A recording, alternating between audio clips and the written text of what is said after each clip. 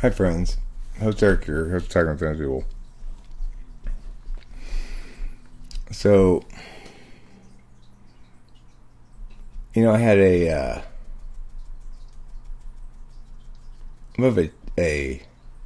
miscommunication with David Sanderson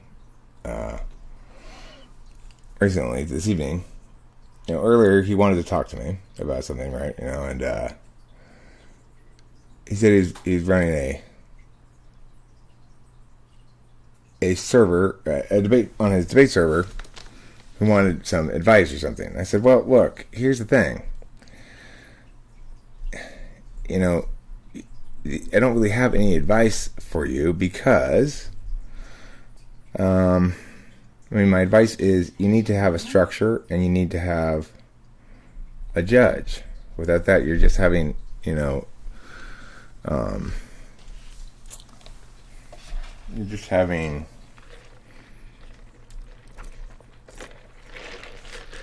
contentious conversations. And so what I offered was, I said, well, look, if you want to go talk to the people on your server and ask if anybody would like to try out this other approach to it that I'm suggesting is better, I'd be happy to moderate such an event for you. And I will here offer it to the live stream as well. If there are a couple of people who would like to be debaters in a demonstration debate, they can be audio only, you don't have to be on camera. I will give you a topic in a short format for a spar debate or something and judge it. If there's any such people who want to do that, I'll repeat this on a few occasions here, so at least I have a chance to demo what I'm talking about. So when I got back to, I said, okay, well, look, cool. You said this debate's about to happen in an hour and a half, so why don't you do this then? Why don't, if you like this idea, you go suggest to the servers or anybody who wants to try this thing out over there and come back and report to us what you think of it or something. Well, so I'll meet you back here at 7:45. So I did, and then it was like, so what's going on? Well, he was like almost irritated me. Well, yeah, the debate's happening on the server. Like I had tried to pull away his shit or whatever. I told him in the first place, you want advice from me about something, but you don't like the advice I'm giving you, which is this is going to be a disaster, which is, it's necessarily going to be a disaster if you don't have any structure and no host. It'll either be a good conversation in which real ideation is accomplished, unlikely since you framed it as a debate, or it'll be an endless clusterfuck of ground shifting, Hosts on. Apparently ENFPs are amazing at sales. It seems within probably their purview of skills, It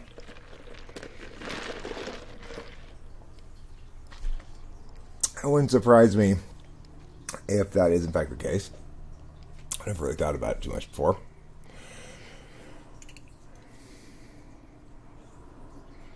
So anyway, that was like annoying to me, I use them to meet with people individually. I don't go generally to the TWAP whereby rooms. I basically lost interest in them when they ceased to be recorded and uploaded automatically. Sales should be easy for ENFJs for sure. Like I had an ENFJ salesman when I got my phone, and despite myself, I just couldn't help but like the guy, it's like, feel happy to be doing business with him. Sales is a transference of feeling. It's a very interesting perspective on it. I would say by and large, I don't buy objects that link like that. But the things I do buy that link to my emotions and stuff, I don't have to be sold, like cigarettes and so forth. Well, that's SI probably more than FI.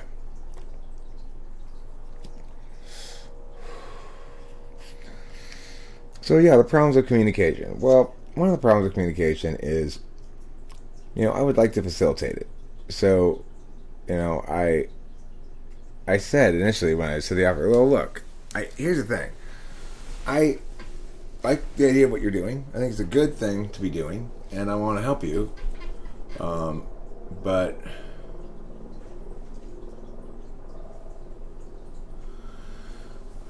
it's like I don't think I can help you do a better job of doing it the wrong way.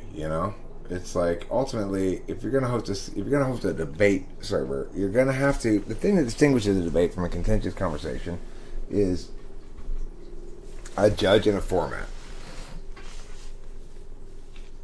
So the other thing is, it kind of makes me realize that you need to come to somebody knowing what you want of them to a certain extent, right? Like, and being willing to say that. So maybe what he really wanted was for me to listen in or watch some of these debates on his server and tell him what I thought of the debaters and or offer thoughts about the debates afterwards or something. And he should have said that, right? But because he sort of toed around, I'm not sure if he knew what he wanted of me or not, except that he was concerned about this maybe not going well or something. Or maybe he just wanted to go better. Maybe he wasn't concerned about it not going well. I'm not saying that. I don't think Frank Zappa is an ENFP. I think he's an ENFP. It explains his disregard for NI in general and his total lack of good songs. ENFPs have a little bit more... they're a little less attached to their own farts, I think everybody is, but ENFPs are less so than ENFPs, who are rather quite a bit so. Mm-hmm.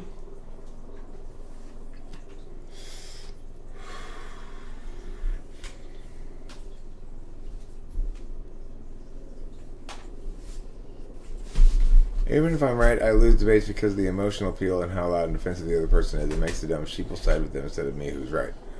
Well, here's the thing. I would like to make sure that in a structured debate that's judged, you get to find out what the judge prioritizes as they give you a conclusion and the RFDs. So those sort of factors, being louder and or emotional appeal, making emotional appeals and stuff, will work potentially on some kind of judges. But the other thing is, if in fact you're worried about the quote-unquote sheeple, a judged debate is a better way to deal with that, because the sheeple, quote-unquote, although I wouldn't ever use that term myself, but will side with the official result, If you have time, watch Muhammad Jabad's debate, Islam versus Atheism, Ollie. I bet you'd love it. Why is my live stream lagging? I may need to reset my internet, but it says it's got green. It's a green box. It's like I'm getting no indication from on my end that the internet's going slow. It'll say like when it's going slow, it'll turn from green to yellow, then to red, and it'll start saying dropped frames. Right now, I'm getting no indication of that at all. No, we did not go to the weed store. How do the fires look around you now? They're still burning. I can still see smoke coming up from the mountains, but it's not as smoky as it has been. It's a little bit better today. By the end of yesterday, I felt kind of sick because I think because of just days of inhaling so much smoke. Yeah, my tummy ached. Today I woke up, felt better. I coughed a lot last night, cleared out a lot of shit on my chest. And we didn't go to the weed store because we still have weed. So, ultimately, it's like, I also need to learn to communicate a little better. I was explicit in saying all the things I said. I don't want to step on your toes, but I also don't think I really have any advice for you, except for, definitely have a format and definitely have a judge if you can, because otherwise it's going to turn into a mess, you know? Communication pointers. So as far as communicating clearly goes, I think the number one thing is that unless you are especially intuitive in FE, then your best course of action is to be direct when you're communicating. I could do more listening for sure, Winston Simone. It's something that I would like to work on, but I would point out that the reason I'm so much of a information putter is because I have a put function in the dominant function slot, and somebody like Rachel or an SI dom has a knowledge function, which is more receptive. FITI have a information getting function, like a questioning function, which is more receptive, and TEFE have interface modalities, which are more receptive. So people are going to think that NE and SE DOMs are least receptive. That doesn't mean we're bad listeners. It means we don't spend time in a receiving mode. Guess who's gonna As much. receive a kiss on the cheek right now? Is it me? Hi, Eric Moore. Yes, you. Thank you. You're welcome. Oh. Can I have a kiss? Steve Vai. What do you think of Steve Vai? He's like a heavy metal guitarist or like a shredder guitarist, isn't he? I believe I don't much care for his music at all, if I'm not mistaken. I haven't listened to it in a long time, but I believe my friend Al Arena was into him, and I didn't like the music at all. It seemed very TE minded, like let me show my skills rather than write a good song.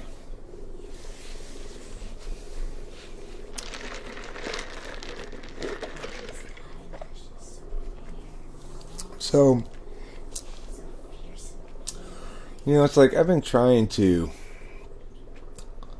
get this song here to come together. Yeah, I was not set to receiver mode even when very young. But here's the thing. Here's the good thing. Is that it's actually quite comfortable or comforting for me to receive. And being with Rachel has increased the amount of time I spent in receive mode by a substantial amount.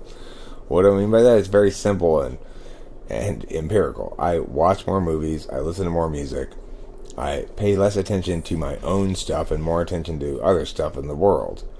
So that means I've shifted towards an NI kind of receiving mode more frequently. And I find it very satisfying when I do, but it's something that I ignore naturally. And so being in a relationship with an INFJ helps me to shift to that kind of receive mode more. The thing is, when I'm conversing with people here, in this context, I'm mostly in a respond mode. Like somebody will prompt me to talk about a given thing by saying something, whether they're intentionally prompting me to talk about that or not, and then I'll talk that thing out. That's kind of the role of this place. But in debates, I would be well suited to make sure I allow the person time to finish all their thoughts, regardless if I know where they're going, you know?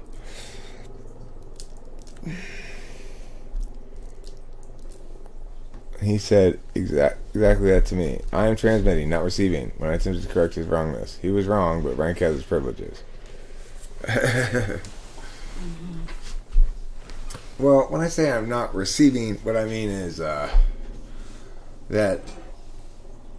you know, I'm shifted into that perspective of wanting to take the role of the putter, the lecturer, the philosopher, the one holding court, you know. And yeah, Eric Moore, you're probably right. I hear somebody start going down a bad argument path, and I know exactly where this. They're like, "Oh, you're bringing out that thing, that filthy old thing. I don't want to see that." And I interrupt them or whatever, but I need to let them finish their point and just relax, basically. The thing is, I don't need to worry about. Um, I don't need to worry about anything. I can just, it's like I'm best served really to let the other person do all the work for me. If I, all I have to do is ask some questions with people who aren't really saying anything meaningful, um, and they tend to wrap themselves up. Perhaps remind yourself that everyone may have something new to teach, and by your interrupting, you sabotage your own chance to discover new ideas. I mean, I agree with you that that everyone has something to teach, and that I am well served, and everybody is well served to attempt to glean what there is to learn from anybody who they engage with, regardless of who they are. However, it's also the case that a lot of times interrupting is not sabotaging my own chance to discover any new ideas, because it is in fact the case that I do know where they're going, and I don't need to hear the rest of it to understand what they mean. But that doesn't change the fact that I need to hear the rest of it for other reasons. There are complicated, complex vectors that make almost any debate / disputed point or whatever be as much about perceptual matters as it is about logical matters. Although it is a lot easier to perceive. It's a lot easier to perceive whether or not there's something new if you give it more time to let them expand their points and stuff. I mean, it is the case that sometimes you might cut them off short, be correct about the thing they're saying, but not correct about the fact that they're going to stop there. All right, so yes, of course, Sean, share your anecdote with me. Why don't you join me in autonomy?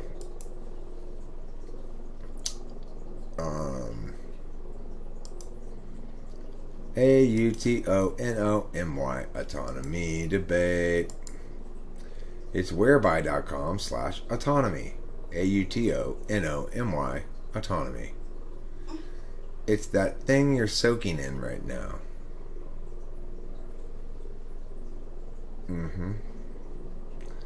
That thing in which you soak. Okay.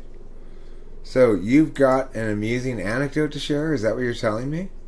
Well, I was I'm talking to this girl, and is like kind of introducing her to some stuff, and like she's living in Japan, so I just like recorded like a little 2-minute thing, so I know it is actually short because this kind of just rush of things happened, and I was just kind of explaining how like I live in a world that I've learned is different than the world other people live in, right? So my roommate's dog wanders into my room and then lays into my bed and is just sitting there like feeling happy, like feeling like a people. And, she's just happy doing that. And I'm like, I don't really want this dog in my bed, but my roommate's very, very clean guy, and he's always bathing the dog. So I'm like, putting the reason it's not a big deal. Like it's not like dirty, even though I don't like her in the bed. But then I just like relax. Then I get up and like, come on, Elsie. And like, that's the dog's name, to like come out of my room. And, roommates, but I left my door open anyway. So, it's on me. And then when we stood up, I can feel it that she's sensing something. And then I'm like, oh, well, the guy must be here, like doing my delivery, because I've been expecting a delivery from Amazon. And so when I'm expecting things like that, I like to leave my door open. That way I don't like lose track of time so much, because it's kind of like more stuff's coming in. You know what I mean? Then I go to the door, and when I open the door, I'm like, I catch the guy in the moment that he's placing the bags on the doorstep, right? And then he's, I'm like, oh, hey. He's like, hey. I was like, no worries, like, because the dog or whatever, she's fine. He's like, it's all good, thanks, man. And he's like, yeah. And then he starts retreating, but he's feeling confused. And then I'm feeling that. So I'm like, oh, do you need to take the picture? And I like put the bags back down. Like, this is the bags I've been waiting for, and I'm hungry, right? And I want to eat this. But I put the bags back down. I'm like, do you need to take your picture, right? Because they like take the picture of the doorstep and upload it to the site and all that stuff. And I'm like trying to make it so he's not screwed for his job, right? And he's like, oh, no, it should be fine. I'm like, okay, cool, man, thanks. Like, yeah, you're good. I won't say anything. Or like, I have no complaints, like whatever, right? Like, I'm trying to reassure him. Then he's going away. And as he's walking away, I can feel his confidence building in his decision, but still being a confused person, walking away like, is it okay? Like that. And then I come back in and I get my food and I'm like, yeah, I've been waiting for this. And it's like this, particular tray thing that I wanted. And then I'm eating this and I'm just like, wow, it's like, so that's it. So that's the short little thing. Yeah. Well, I think thank you for sharing it. It's indicative of, FENI thing. It's like he got food delivered, and his primary focus is on the other person. I want to before I return to those topics, I want to bring up a couple things people say here in the chat, specifically. Okay, so Octavius Silva says, do you think that constantly interrupting people makes it harder for them to actually formulate good arguments? Well, I mean, the thing is about that whole thing, or what Eric Morris here says, I think to be a good debater, you need to have a good balance of giving and receiving. Of course, a real debate of any sort, even if it's not a formal competition debate, but to call it a real debate instead of just a contentious conversation, it needs to afford each person equal time to speak. So there's no worrying about the balance of who talks. Both people talk the same, and both people have the same opportunity to ask questions, and both people have the same opportunity to answer questions. So those things aren't relevant in being a good debater. Really, they're relevant in managing a contentious conversation well. And of course, the thing is, I don't like interrupting people. I don't think that I try not to interrupt people. But the reality is, a lot of times when I'm interrupting people, it's because they're avoiding what I'm saying or avoiding giving me an answer multiple times already. So it's like, if I ask you, do you want some bread? And you go, well, look, I think, when you're asking that question, after a certain amount of that kind of shit, you just go, do you want some fucking bread or not? And with people who aren't like trained or knowledgeable debaters, they especially like ENTPs, maybe ENFPs, but almost anybody is going to be hesitant about being pinned down. In other words, they won't understand how their AFs potentiate out as well as they will how to negate somebody else's, because it's easier to negate fundamentally. After all, AF has the burden to affirm. Mm-hmm. Oh, sorry, I totally forgot you were here. I was going to go to another thing that actually referenced you, which is, or something I wanted to bring up to you. If you want to comment on that, then go ahead, sorry.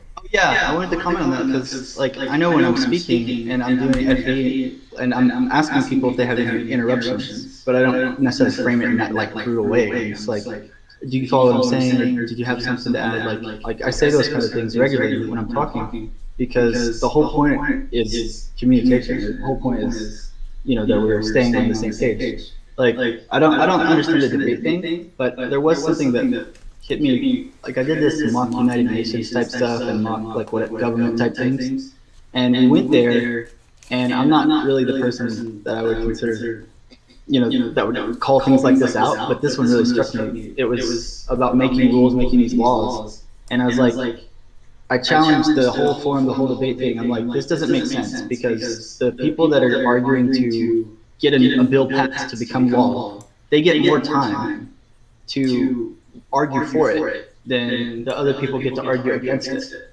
And I was like, so that's like we're going to show that we're going to be passing more laws. That's not necessarily a good thing, That sounds like a structural problem. I didn't even have a hard concept of big government, and I didn't have a political science background that I would later get into that. But it was just fundamentally this seems really bad. We'll just pass laws, and it's it should my idea of government was ideal in a way that was people would be given the chance, and in an argument there should be equal time. And I just feel that's a very obvious low-hanging fruit, even for someone like me that doesn't want to argue.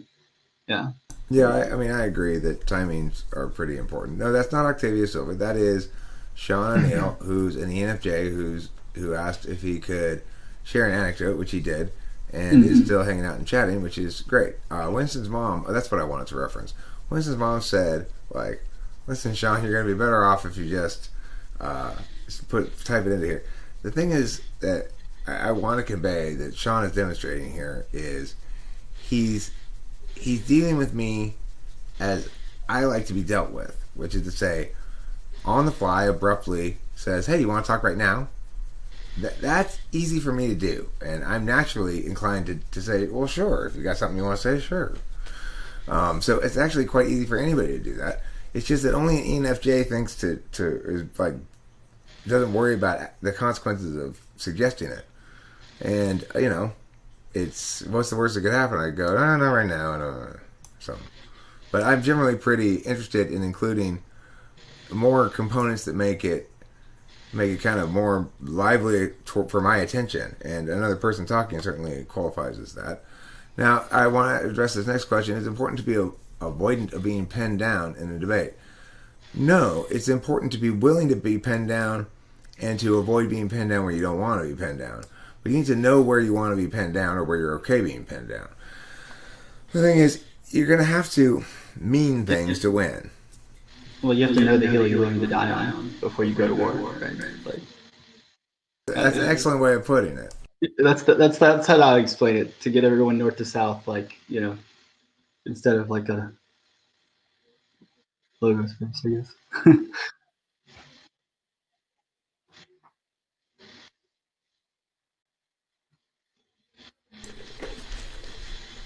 Okay, so we've got Oliver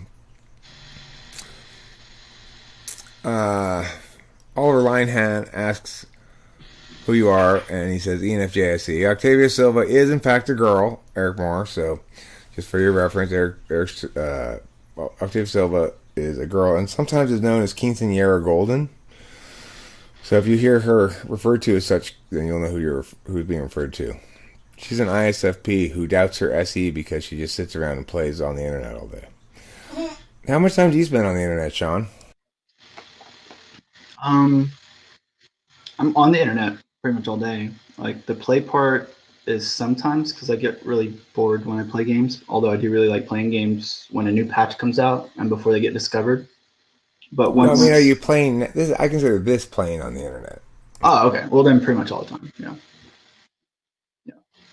So, do you find yourself drawn back to social interactions when you're doing stuff by yourself? Yeah, I mean, I use this for social interaction. Like, I'm building my equity into future conversations, by attending this. Like, this is like not, that way. And when things get derailed and I can't get like those nuggets and stuff that I'm looking for, and that's clear to me, then I kind of bail, then I go study something else.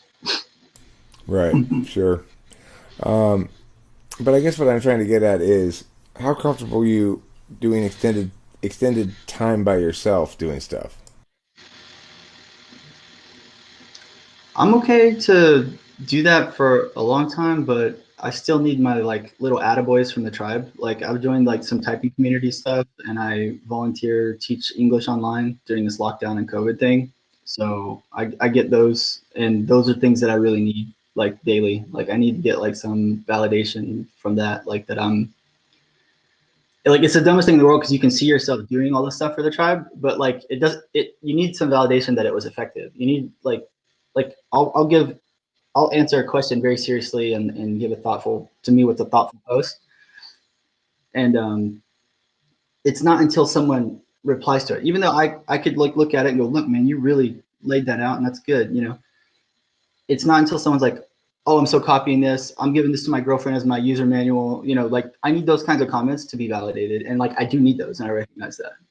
And I also can get like triggered if someone's like, thanks for the tips. And I'm just like that'd be like me like not taking it seriously and like just saying like, here's a little quick tip for that, like. So it's interesting because a lot of people comment or this isn't like tucking your shirt advice or tie your shoelace advice, or look up advice. It's not a tip, it's like, I'm trying as hard as I can, It's like so a lot of people, when they engage on the internet with comments or whatever, they're engaging to essentially establish FE things, like I am dominant or project stuff or whatever. So it seems like ENFJs don't ever do that. They're they're always trying to have positive engagements.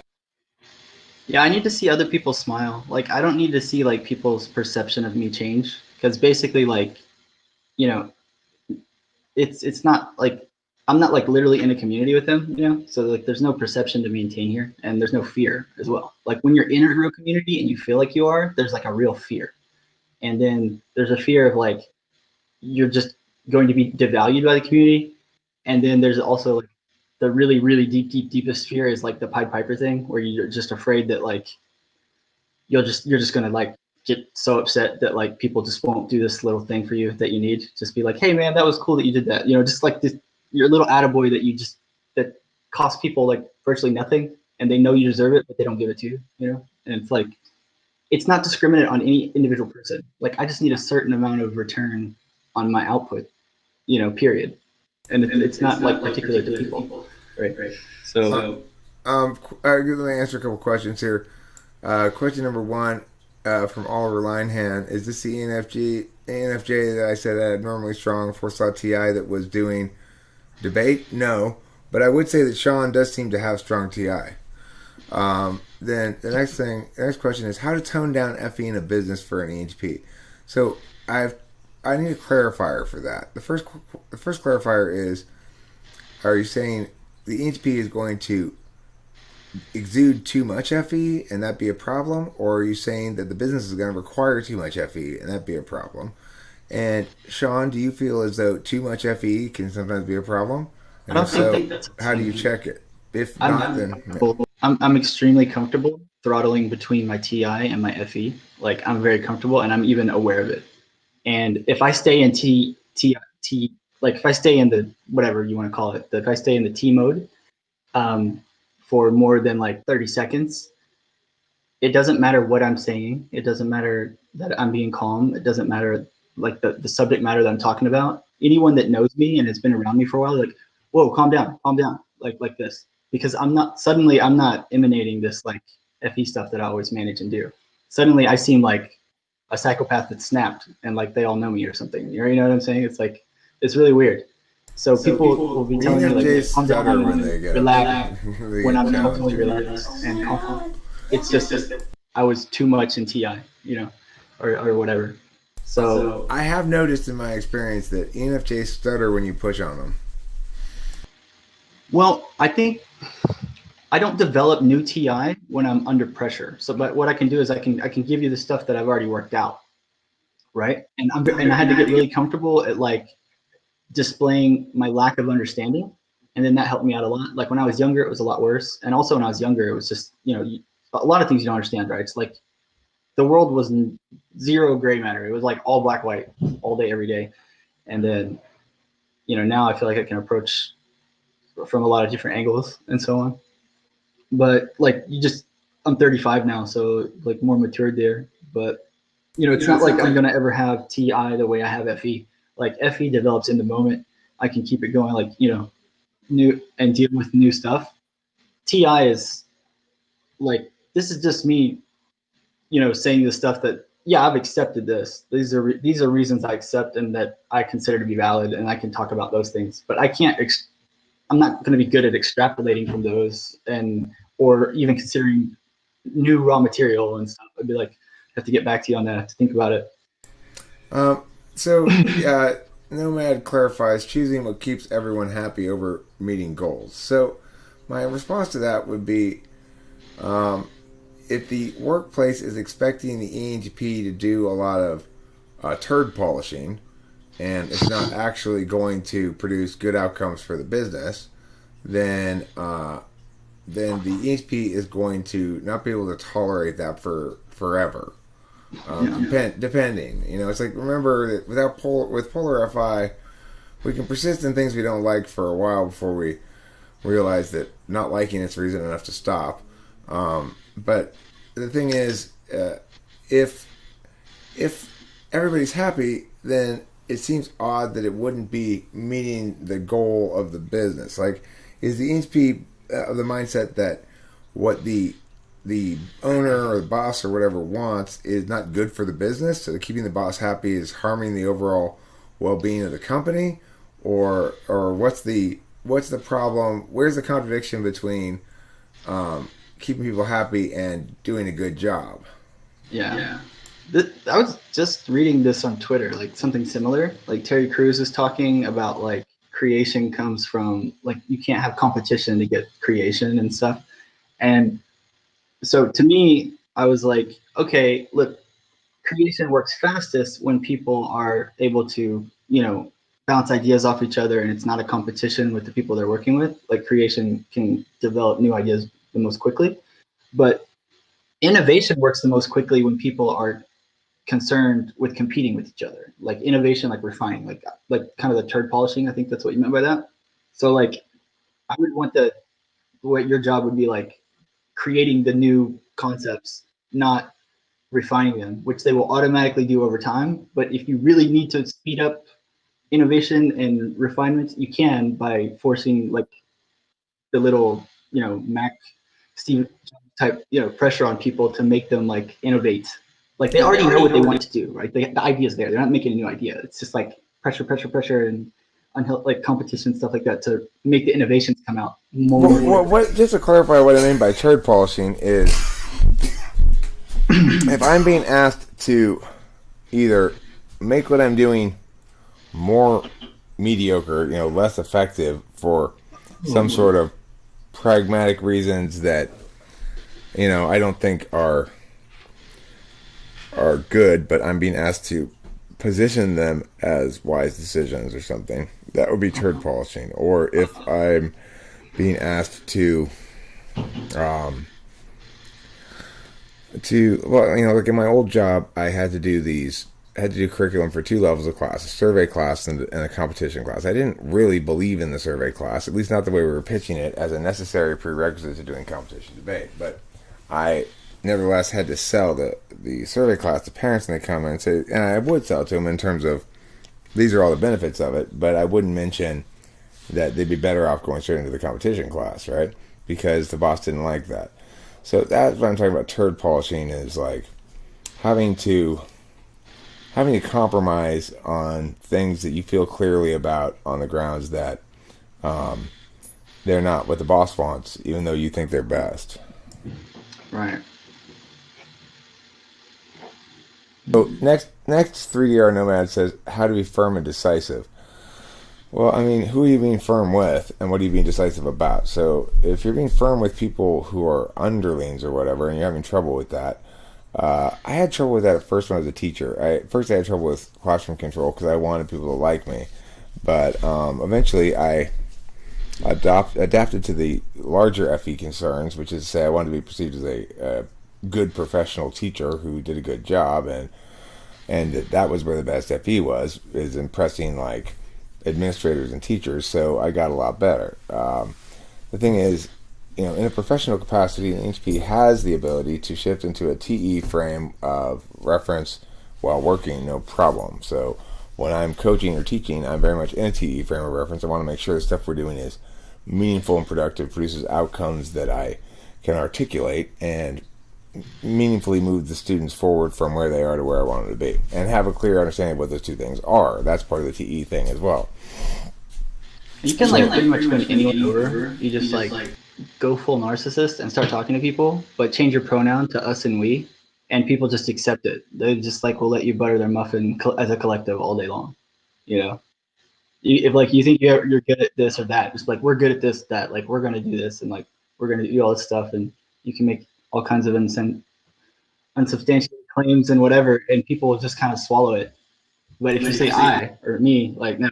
But if you say us and we, they're like, oh yeah. People just, they're not gonna fight it. They don't care. They just go along.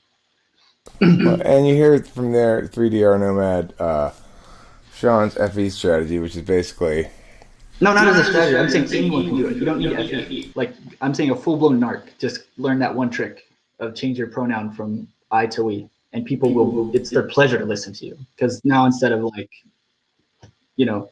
like whatever, like King Konging yourself, you're buttering everyone's muffin, and they love it. It's like, yeah. But regardless, I would say it's at least a tactic of sorts or a strategy. So the point is, if in fact the ENTP at work is having challenges keeping everybody happy over meeting goals. Perhaps they can, with Sean's methodology, get the people to adopt their position as their own. So that's possible. Well, Octavia Silva, Jesus Christ. Listen, I also periodically mention the fact that you're a girl. It's like, why do you want to maintain part of your identity like that and as not accessible to people who are going to then misperceive you as a male and deal with you accordingly? I mean, I guess maybe you want to be dealt with without people hitting on you or something, but I don't know. What do you think? What, from an ENFJ perspective, why would somebody not want to reveal their gender? Well, like my answer on this stuff has like changed during my life, so I can even speak to that, right? Because like I grew up in like a Christian place, and people were vehemently anti-homosexual, and like, it was like the worst, even though like we're taught all sins are equal, and I didn't even know that I was like whatever anything different than anyone else. But I was just like, why do they hate gays? And then like when I got a little older, I was like, I think they just hate it because it's like one sin they don't do, and then they're trying to like peacock for God. Like we've got some kind of last shred of ability in us. Like there's this one sin that we don't engage in or whatever. But like they're all liars and they're all like whatever and this and that, right? So, but to say about the gender thing, so for me it was like people were like, are you gay? And I'd be like, I like girls. I was curious about boys, but I didn't even know how to say that. I had no frame of even saying that, like where I'm from. It didn't even happen. And then like the first time I kissed a boy, it was terrible because I was just curious and not into that guy, right? So like I still wasn't comfortable with like saying I'm bi or something. And then later I was like very comfortable saying bi. And then later I'm like, you know what? I'm not comfortable saying bi because bi means like I like girls that are born as girls and present as girls and just like boys. And I like boys that are like born as boys, present boys, and like boys. And that's all that bi would mean.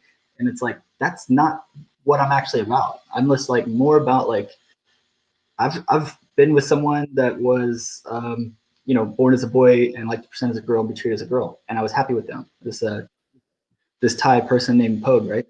And I was totally comfortable with that. So to me, that doesn't fit into the bi thing. And when if I just say, hey, I'm bi, and people think, okay, I'm this and this, but it's completely removing the big picture of like, there's a lot of variation out there. And like the way I feel, like I'm not like, just give me girls that presented girls that like boys, and just give me boys that presented boys that like boys. Like that's not the only things I like. I kind of just like people that like me, and we have like the three simple things. Okay, Like, I have a question for you. Not nonsense. Like, I have a question for you. So mm-hmm. I've often noted that it seems odd to me that somebody would identify as bi or multisexual or something, regardless, because it would seem to me that you can only ever be with one person at a time, and so it's like, why aren't you that thing for the duration of that thing, and then the other thing for the duration of the other thing? Because it's like it doesn't even like that doesn't even occur to me. It's like it's not even that way. Like it's like if I'm married or something and I'm like cisgender male, like I don't need to complicate her life or my life or anyone else's, right? It's like it doesn't hurt me that much to be like, yeah, but there's more to me that you just why do I need to like tell people that I'm more, right? Like why do I need to like tell people that like that I have this other side of me? It's not like that side's turned on. I was like happily married, It's like that's fulfilling me. I want a monogamous relationship. That's all I want. So it's not important for me to do that, Is that your question? Like But okay, I get what you're saying. I was just my question is like if one is going to identify as something other than either heterosexual or homosexual or in a relationship with meow or whatever, that it would suggest that they're not monogamous because then they're not going to be satisfied with just what they have in their current relationship, or is that not true? Yeah, see, I don't think it has to be that way. I think some people have some scars over some stuff. Like there's people that like feel like they've literally been at a war with this like metaphysical concept of gender, and like they've been battling it, and like it's this thing that they just can't get away from, Like I feel like great that I don't have that issue. Like if I try to get in there, I can't explain it, but I don't feel the need to explain it or that it has to be justified like at all. So I'm saved on that one. You know, like we don't get to pick our weaknesses, but that's definitely not one that's like keeps me up at night ever. So like I'm glad, you know. But there are people that it matters what other people, the imaginary words that other people have in their heads about them, and like, you know, I'm afraid of the tribe like casting me out. Like I'm afraid of that, like being so little valued and so annoying to everyone that like everyone just kind of door slams me one day and like I have to go live alone because like me being in the tribe causes more like dissonance and harmony, right? So like that's like my fear. So that's why I need my validation to keep this like crazy side of my brain, which is irrational, like in check. That's the way. We're not gonna cast you out here, Sean. You're welcome. Right. I know it's irrational, but like if I didn't have that fear, if I didn't have that shadow of fear, then I wouldn't need validation. You know what I mean? Like I just literally wouldn't need it. It doesn't serve any other purpose except to assuage that stupid, irrational, tiny little fear that I'll wake up and the world will just get sick of me. You know, because people think you're doing it like to be perceived a certain way, not like that you're doing it because it's like that's how I work and like I have to do that. Like I just like I need people to be included and comforted, and I need people to recognize that they have value in them that others aren't recognizing, you know. And like I really resonate with that, right? Like so I have to call that out in people. You know? Okay, I want to address what Octavia Silva says here. So Octavia Silva says sexuality just has to do with attraction. A straight man can be attracted to many women, but only committed to one. A bisexual man can be attracted to both men and women and only be committed. Okay, I get that. I get that. Hold on, let me finish my thought here, okay? I get that, Octavia Silva, and I agree with you about what you're saying. What I'm saying is, for example, I don't self-identify as a man who is with Rachel but is attracted to many women. It may be the case that if I see some attractive woman somewhere, I might note that in some regard, right? But I would consider it disrespectful to my partner if I were to say, I'm in a relationship, but I'm attracted to many women. Or if I were to say, I'm in a relationship, but I'm attracted to both men and women, it would suggest that I'm still attracted to things other than my significant other. What do you think about that? Well, I think that it's not taught enough, and just because we don't have all the precision with it yet, but like the neurons that are in the heart and there's memory in the heart, there's a like case where a girl had a heart transplant when she was 10, and the girl that she got the heart from was murdered, and she got the heart transplant it took, and then several times a week, like 4 times a week, something like this, she's having the same nightmare, precisely in the same vision of this guy like comes and kills her. And they take her to a shrink, and the shrink's like, that's not a nightmare, that's a memory. They bring in a sketch artist, she describes the man, and then they catch the guy, and he confesses to killing the other girl. And that was because of the memory that was literally inside the neurons, that's inside the actual organ, that's the heart, right? Like there's a vagus nerve that goes from the heart to the brain, and I don't understand all of it, and I get that we don't in general, but I'm not trying to make it woo. I'm just saying that like there's stuff that's in there, and if it's enough hippie shit with the analogies or whatever, when I'm really in love with someone, the old someone that was in my heart gets shoved out. Like I'm reprogrammed, and my only memory in my heart that like lights up is when these memories, this other person. Like when I get horny and I fantasize about doing sex acts, that's the only person in my database. Even though I've seen thousands and thousands of hours of porn and had lots of other relationships with other people, that doesn't in my imagination at all. You know? That's another thing that Octavia Silva says is she follows up on, Octavia follows up on this. Okay, so, God damn it, not that one, Eric. This one. Silly guy. Okay, Octavia says, to me, saying that you're straight has a direct implication that you're capable of finding other people attractive other than your partner, just as being bisexual would. I mean, I guess the thing is, there's an implicit difference in saying you're bisexual versus straight, which is, if you're saying you're bisexual, it would seem to indicate to me, and perhaps it shouldn't, and what's your name? I think it's no, homie here. What's your name? Sean. What Sean is saying is that I think Sean is saying that when he's in a specific relationship with a specific person, he's not thinking about anybody else. So I get that. I get what he's saying. But it would seem that when you use the term bisexual, it would at least suggest to your partner that you desire something they can't provide. Whereas if you say, I'm gay, and you have a male partner, then the male partner is not going to worry that you want something he can't provide. if you're straight and you have a female partner, your female partner's not going to be worried that she's going to not be able to provide something that you desire, right? It can go both ways. I mean, I'm just saying it's like, whereas if you say you're straight, you're limiting the scope in which your partner can fail to please you in some regard. I mean, if someone cares about you, they're gonna please you. Like I think there's this thing where people say like what you're attracted to. Like, okay, you can be attracted to someone, but there is zero impetus for you to act on that attraction, like at all. I can be Okay, aware. but I'm not talking about. But listen, I'm not saying that. Yeah. What I'm saying is that your partner is going to be insecure. There's people have insecurities about in relationships, you know. Yeah, And I they would told, like I've had girlfriends tell me that like because I'm bi, they like worry about me twice as much. They're like twice as jealous when I go out because there's guys that are coming after me too. You know, something like that, right? It's like I mean, I get the fact that a commitment is nevertheless in either situation an agreement to not engage in genital touchings with other people of any sort, and that doesn't change for single, like, straight or gay relationships any more than it does in other contexts. However, I think we're being a little unrealistic about you know about our partner and how that's going to affect their level of security. Yeah. I mean, I'm pretty unrealistic in a couple's relationship anyway, because I'm acting like basically like when I'm a couple with someone, like I'm acting like that pronouns changed. So I'm gonna act out in the world like the same way I would if they were in the room, and I had to respect that they were in the room watching me, and not like in a guilt way, but like that's the way I'm going to behave.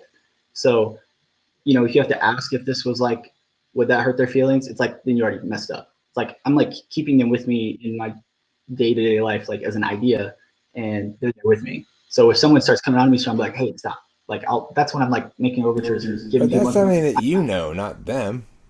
Hmm? I mean, that you're keeping them with you throughout the day. It's something you know that they don't know that. You might tell them that. You might think you give them plenty of reassurance to. So it's different, right? Like before I would consider myself as a couple, I would go out and someone would make overtures at me and I didn't enjoy them. I wasn't attracted to them. I didn't want to be flirted with. I wouldn't really say anything. I kind of just like, okay, yeah, whatever. Like, deal with it. But it's different if I'm in a relationship when someone comes up and does that. I'm like, I need you to stop because I'm with someone, and it's like that's disrespectful for me to sit here and like get flirted at, and that's not logical. But I'm also that way. I'm like I'm not logical in the relationship couple thing. Like I'm the one, kind of like you've pointed out before. Like I would say the thing like they need to do the thing that I need them to do, and I can't have to tell them that. Like they need to understand me at least that much, and they should just know it, and they should know like how I feel, and like it's not rational, but like I'm been very guilty of thinking that like that kind of way. Okay, let me go back to the chat here. 3DR Nomad says, when someone says they're bi, it implies being open to a threesome. I don't know if it implies that or not. Octavio Silva says, how about this? A straight man can be attracted to a blonde, thin celebrity. Does this mean his girlfriend who's chubby and black haired isn't enough for him? No. Well, I mean, the thing is, the difference is, I'm not self-identifying as a man who's attracted to people other than my significant other. But I get what you're saying. It's like, it is true what you next say, which is you can be attracted to different kinds of people without it meaning that your partner isn't enough the way they are, and that you would need to cheat or engage in polyamory to fill the quote unquote fill the void. Well, that's true, but I mean, the thing is, I'm just not aware of what this means very well, I think, because like I can be aware of the attractiveness of people, but there's no impetus on me to move. Like there's no like I desire that person. You know what I mean? Like I can just be aware of people's appeal and their physique and their good qualities, and it wouldn't change. Okay, let me approach this from a slightly different angle. Oh, go ahead, Rachel. Well, like, I love this conversation. This is like totally up my alley. What was I gonna say? Well, okay. I feel that there are just some people who are like they're models, or their profession is to be good looking. So like they are, right? And if I were to say no, like everyone has different taste, but if I were to say that, I don't know, like who's like, I think like Kim Kardashian has a lot of plastic surgery done to her, so, but a lot of like girls tend to try to emulate her looks because she's kind of the standard of beauty, or at least lately she has been, in the recent, 10 years. Another one, a lot of people like Tom Brady, right? And there's a lot of females who like Tom Brady because he's good looking. And I would have to agree. But, am I attracted to him like that? No. But I feel like I would be lying if I said he was an ugly guy. Sure. I mean, I guess, let me start approach from a different angle. So, in my opinion, you should approach every relationship that you're trying to enter into seriously treat it as though, and try to live up to the standards according that it's going to be your last relationship, that you're not at any point looking to get out of it until it becomes unavoidably so that you have to, and so you operate until that moment under the assumption that you're going to be together forever in some sense.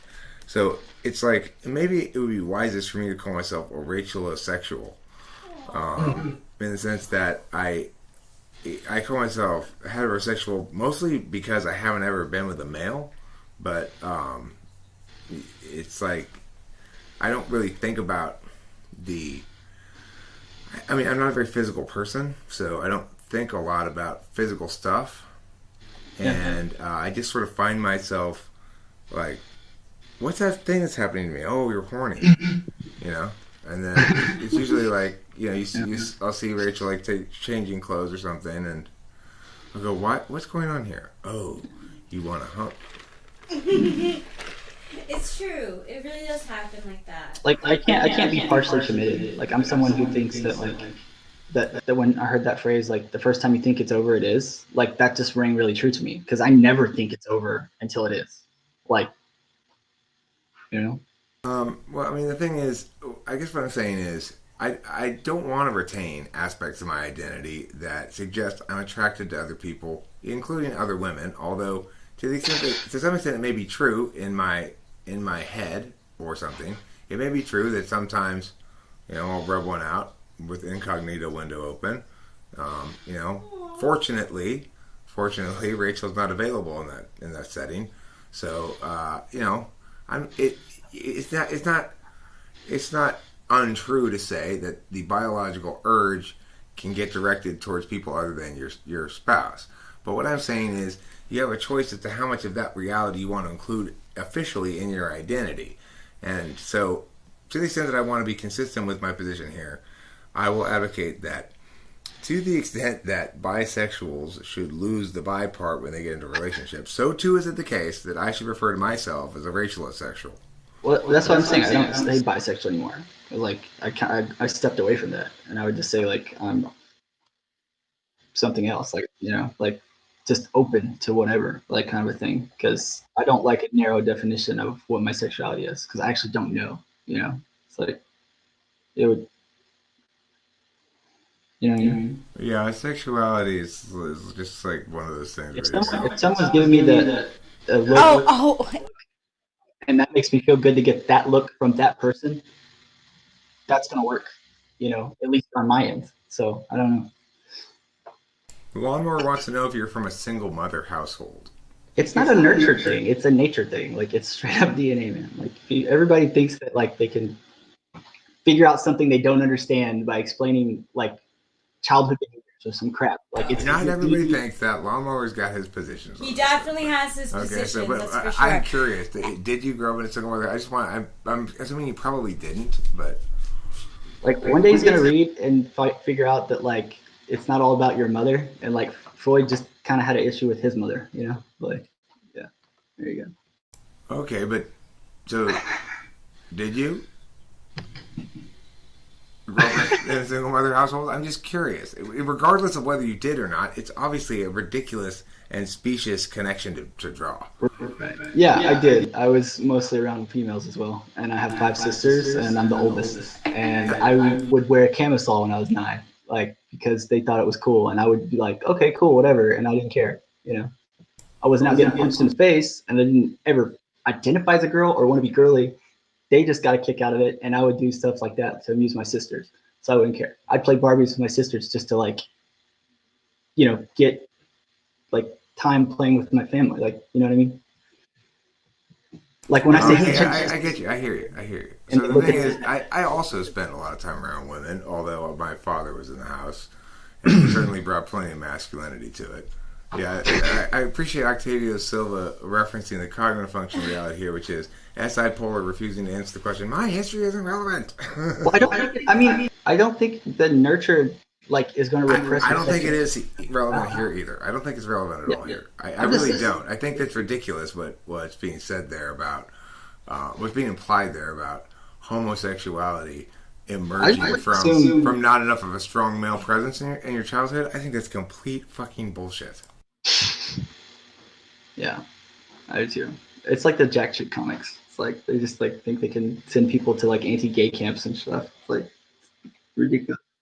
Which reminds me, maybe you can help me advertise my new anti-gay camp that I'm opening, which is called, no, listen, it's the Schick Shadel Center for Gay Reparation Therapy. Now, if you're familiar with the Schick Shadel Center, what they do is, let's say you're a smoker. Well, they make you smoke a whole carton of cigarettes all at once until you get so sick. Okay. Until you get. Oh, I just messed something up here. Hold on. What happened? That's the punchline. That's right there. You nailed it. No, Oh, I see. There it is. Okay, I just scrolled down. The mic's still on. So anyway, they also have the same approach with alcohol. You know, if you're drunk, they make you drink a whole bottle of vodka until you have alcohol poisoning and you don't want to drink anymore. Same approach towards gay reparation. So we'll have a big guy named Walter there, and you gotta get down there and smoke that pole until you are so sick of it you never want to have gay sex again. Well, I'm glad I just don't have this problem, and I'm not trying to call anyone out, but I have found an experience, and I won't claim to know someone's sexuality, but the people that are very vocal about it and getting into people's stuff and explaining other people's sexuality to them, they're kind of like just one really awesome thing that would really flip their switch from going, and they don't know it. Or maybe they do. I don't know. It's a psychological, like, it's the psychology behind that is like definitely denial, you know? Are you guys trying to suggest that they're just one stiff cock away from sailor time? I mean, there's a lot of posturing that goes on, and they might not even be aware of it themselves. And then, like, well, if like I was in the secret side of the Navy that, like, we, the people that didn't present as like obviously gay. So I knew people, and then there were people that were like, "Oh, look at that," and there were some like the really vocal and like really like and like, "Oh, it's my first time." I've like they say it to every time they would all say it to like a different. They'd be saying it to someone else in the next port. Like, yeah, I never do this. Like, you know what I mean? Like, they face it, and then they do it and they obliterate it drunk. Like, let me tell you something. The thing is, they just obviously those aren't homosexual experiences. They are experimenting with having sex with men. That's all. no. There's nothing not straight about that. Yeah, but like here's the thing, right? Like if you need to kiss a guy to figure out if you're gay, like think about like what's giving you the urge to kiss a guy. Like, like just own it, man. Guys are pretty. You want to kiss them. Like it's not a big deal. I mean, I don't know. I don't even want to kiss a girl. Yeah, see, there you go. Okay, that's funny. It's true. I don't like that. kissing. Yeah. It seems like a senseless exchange of bodily fluids. Horrible kissing though. Like I love kissing, and I watch any movie, straight kissing, gay kissing, anything. If there's terrible kissing, I'm like, this sucks. Like, people can be fantastic actors and horrible kissers, and it's just, God, that's terrible. Like, I think I experienced that. What were we watching where the chemistry between the two people was just like, oh.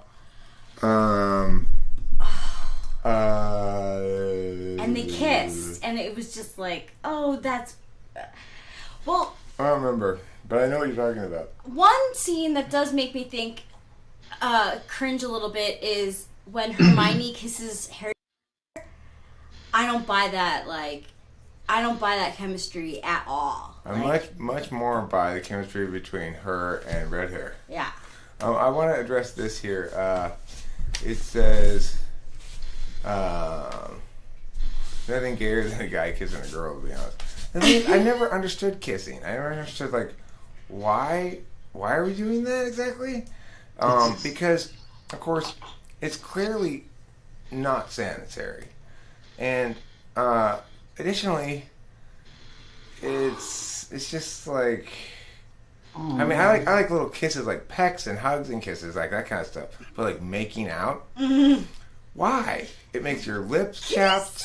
Honestly, It's gross. I had to stop making out. One of the first times I ever made out, like my jaw was aching for like 2 days afterwards because like I just made out for too long and like it hurt. It was like I'd eaten submarine sandwiches and deep dish pizza like only, and my jaw just hurt. You know, like I wasn't even aware of like how much physical torture I put myself through from just kissing.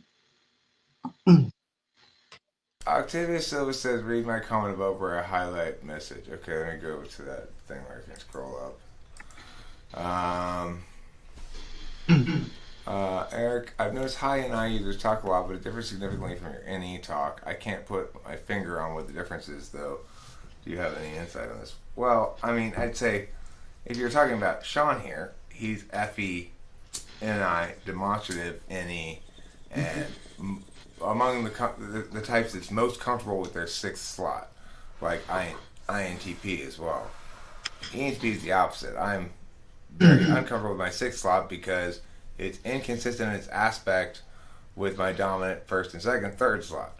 So, you know, first, second, third slot. So, but his is consistent with his first and second slot. So it means ENFJs have pretty damn good NE. I mean, they can really kind of freestyle shit pretty damn well. I've had ENFJs convince me, trick me and convince me they're ENTPs on a couple of occasions before.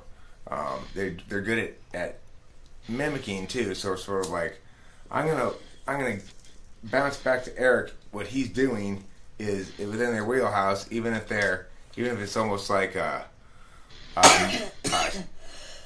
like a pantomime of it. It's so good that you can't hardly tell the difference,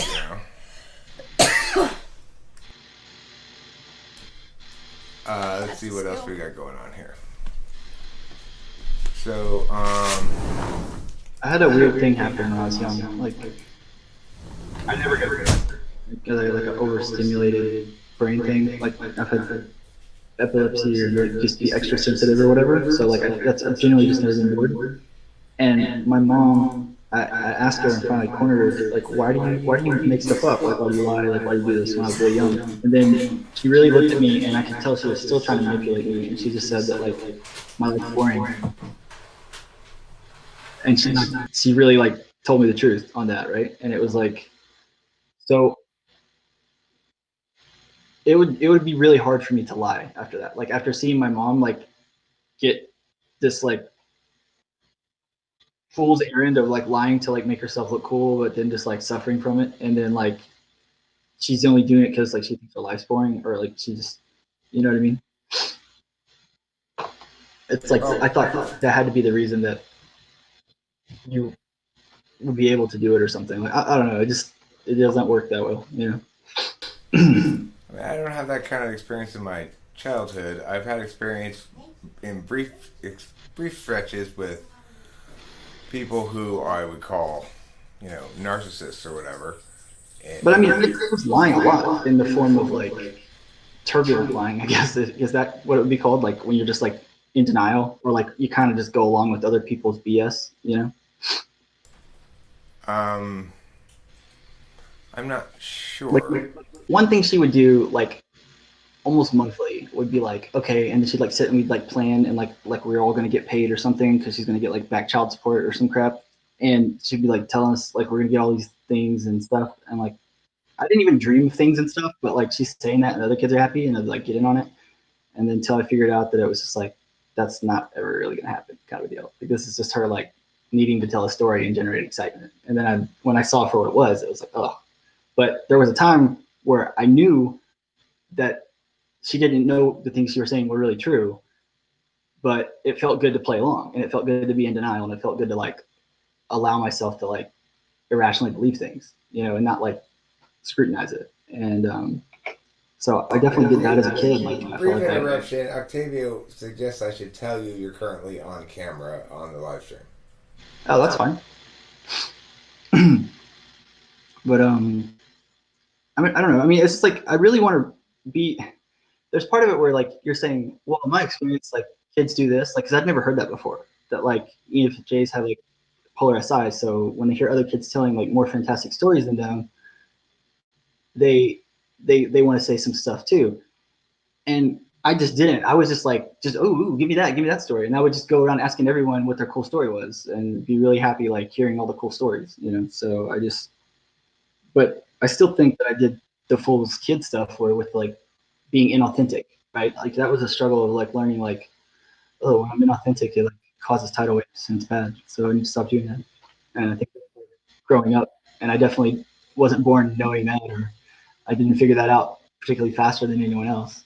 Like I had to figure that out too. So it's just like the literal method, like me putting lies, like somehow generating them inside and then sharing it with people and having them be believed. Like that's just like way too much pressure for me. Like I've got like, I don't know, like if it feels like my FE would just like be too good for me to know, like, dude, you're not going to get away with that. You know what I mean? It's like, that's not true. Like somehow I'm like believing that they just wouldn't be able to, I don't know. Okay, so have you ever seen the channel of the guy, I think Charisma on Command might be his channel name? Yeah. Actually, I didn't that. I saw him in a podcast that he did with another guy. But yeah, no, I'm familiar with the person, with who it is. At least what he looks like, maybe. Okay, so if you were going to tackle the topic of charisma advice, what would be some piece of advice you'd give people to? Sorry. No, it's fine. I'm just making sure you have clothes on.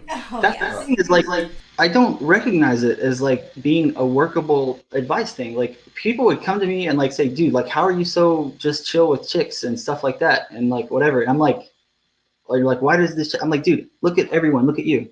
I was like, everyone is just walking around, and anyone that like overreacts to them, they pay more attention to them.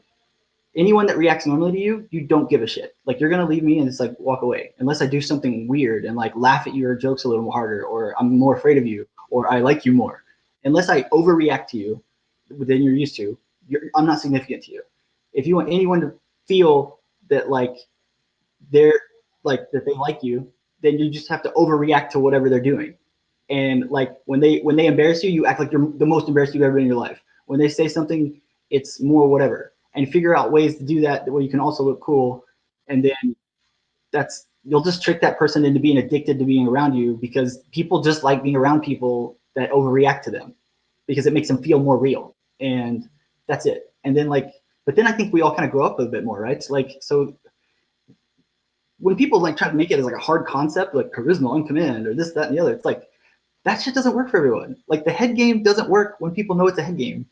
And like people thinking they're going to go out and like know words like validation and be pickup artists and all this crap. And I'm just like, my style is always going to be au naturel and be that, like, if you call it any style, it's not. It's just I'm overly concerned with how other people feel more than myself. And that doesn't take effort. And I just naturally have those social niceties. But there are people who don't like those niceties as well. But at the same time, those people aren't people that I'm interested in. So, it's just way better to always be authentic, because it's going to reduce. Well, I mean, but I think that there is an audience of people who is looking for advice on those things mostly because they're introverts, which is to say, they're going in a circumstance where they're feeling as though they're being subjected. Hold on, let me finish the thought. Let me finish the thought. They're going into circumstances where they're feeling subjected to extroverted rules, right? The social rules are those of the extroverted types in general, and they're being expected to uphold those or to succeed against other males in some sort of competition for girls or something, and that they're looking for advice to be more noticeable or something.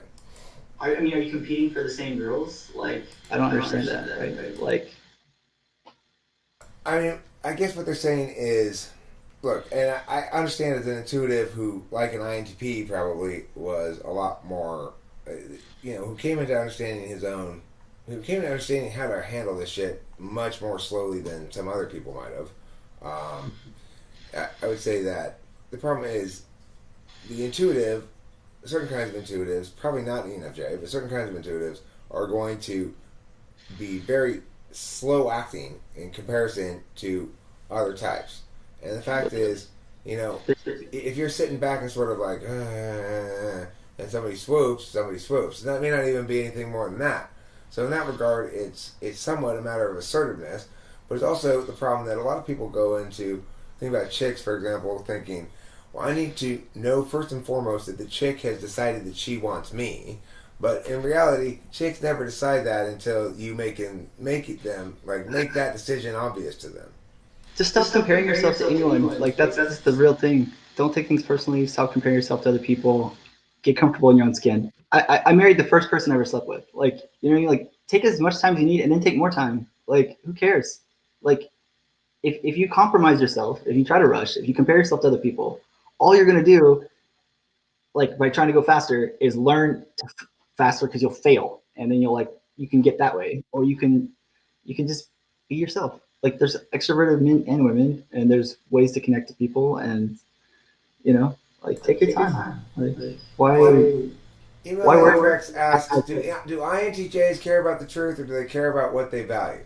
I my favorite. Like that's what I like. Okay, so why don't you answer this question? Email Anthrax asks, do INTJs care about the truth or do they care about what they value more?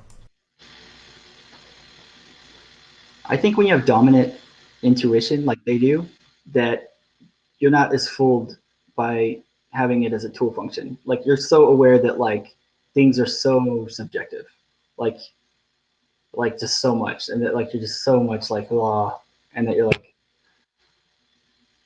I think the INTJ is the only one that's not lying when they're doing the Daria. Like, I don't care. Like they're like literally trying to tell you like you don't know how alone I am over here, not caring. Like I think they're the only ones I believe and like really believe, and they're not trying to sell me a story. Like sometimes they're trying to tell you like I don't care, and I'm trapped in being a human where people are always obsessed, and that's all humanity is being obsessed with like comparing themselves to their neighbor, and I'm sitting here not caring, and I'm just sitting over here like caring for everyone and not comparing myself to people, and that's why I can be happy.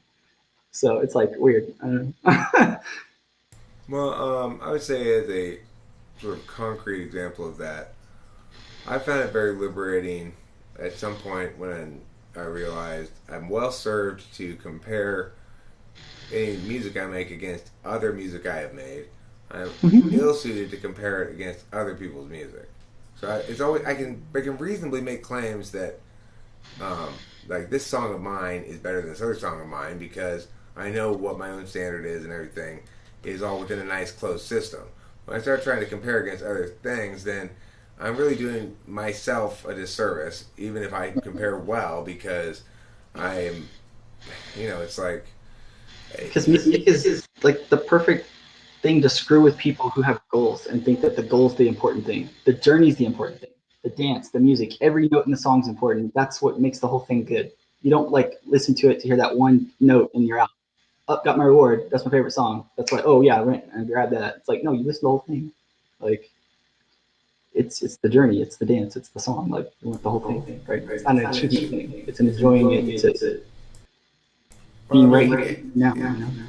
I mean, you and I have a somewhat different perspective on it, I guess, in that I like to have completed works that I think are successful or more successful. Now, granted, I experienced that success of those by listening to it, and there is an experiential aspect to it as well. But it's when I do it, I don't play any instruments, but I sing, and if I sing often enough and I get practiced up enough, I sort of break through this wall. Like if I'm really, really practiced and doing it a lot, and I raise my ability. Like it's not naturally like that. I'm not naturally like really gifted that can do that.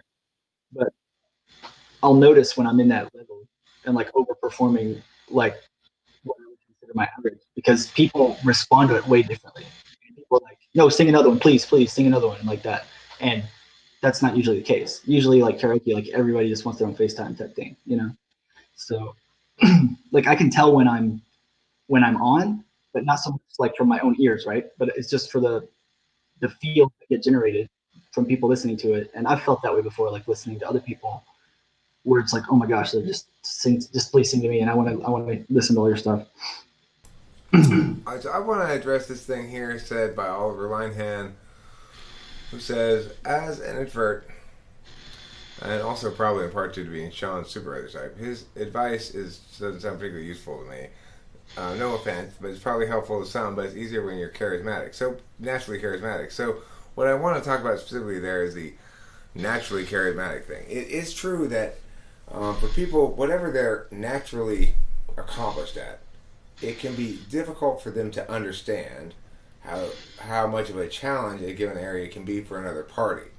So it's like if somebody says, What that charisma does to you, it creates a false sense of confidence in other things too. Like I have charisma automatically, great. But then when I'm doing my scorecard stuff and be like, you know what, man, I can't stand, you know what I can't stand, because I'm getting all this attention and people are looking up to me. I'm like, I can't stand, and I basically name every one of them. I'm like, I can't stand people that are inauthentic. I can't stand people that don't know what they believe in and like who they are, right? And then they're all gone, right? So like that's great that you got everyone to come to your show, and then you burn them all. Like they're not coming back, you know. And they know who you are, and now they all think that you think that you're better than them, when really you weren't even considering them at all. You were just trying to really relate and like show how they feel. what I would say is, obviously, if you've left that bad impression of them, then you've not successfully been charismatic.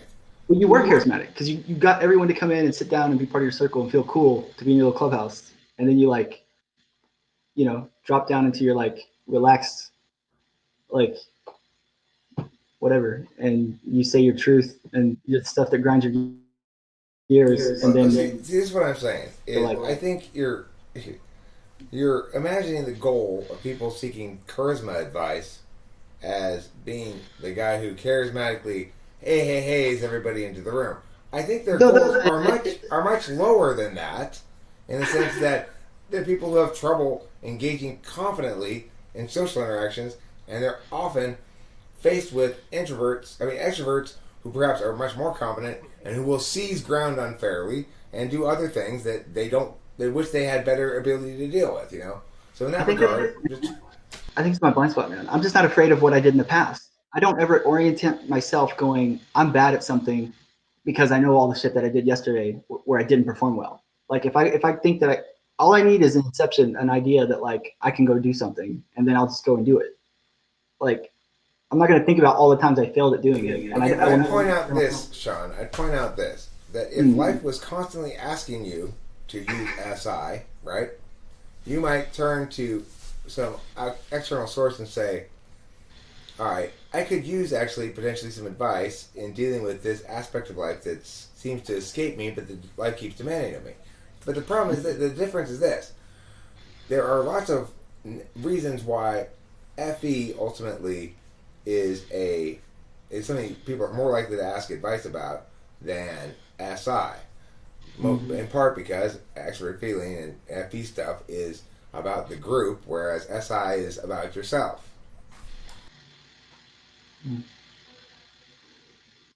Yeah, I mean, the charisma on command thing just makes me think that like you're approaching it the wrong way. It's just like go be you. Like that's what I would, you know what I mean? Like someone's gonna march to the beat of your drum, dude. Like, and if they don't, then you need to pay more attention and care about how you're making other people feel.